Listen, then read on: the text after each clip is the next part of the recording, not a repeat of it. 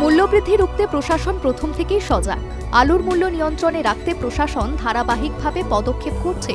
অবস্থা বুঝে মুখ্যমন্ত্রী মমতা বন্দ্যোপাধ্যায় ভিন রাজ্যে আলু পাঠাতে বারণ করেন। সেই মতো প্রশাসনিক স্তরে করা নজরদারি, সীমানায় চেকিং বাড়ানো হয়।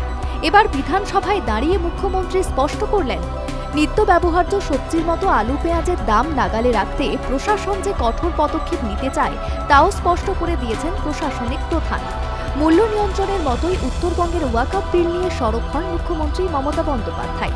তিনি প্রশ্ন তোলেন, কেন্দ্রের কি উচিত ছিল না এই নিয়ে জানানোর? এই নিয়ে যৌথ সংসদীয় কমিটি হয়েছে, কিন্তু সেখানে একতরফা ব্যাপার, অপ্রীতিকর ঘটনা ঘটছে।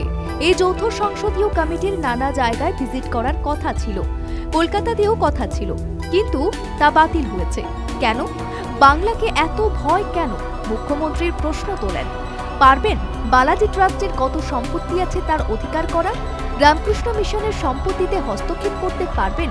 খ্রিস্টানদের প্রচুর সম্পত্তি আছে, পাঞ্জাবিদের প্রচুর সম্পত্তি আছে, পারবেন সেখানে হস্তক্ষেপ করতে? বুকের পাটা আছে। একটা সম্প্রদায়ের ওপর এত রাগ কেন আপনাদের? কেন্দ্রের দিকে এই প্রশ্ন ছুড়ে দেন মুখ্যমন্ত্রী। এর পাশাপাশি প্রশাসনিক প্রধান উল্লেখ করেন, পর্যটনে ইতিমধ্যে ইউনেস্কো জানিয়ে দিয়েছে বেঙ্গল ইজ দ্য ডেস্টিনেশন। বাংলার হোমস্টে হলো মডেল।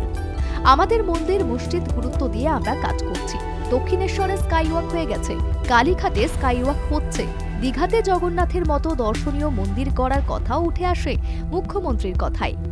ব্যুরো রিপোর্ট, বাংলা জাগো।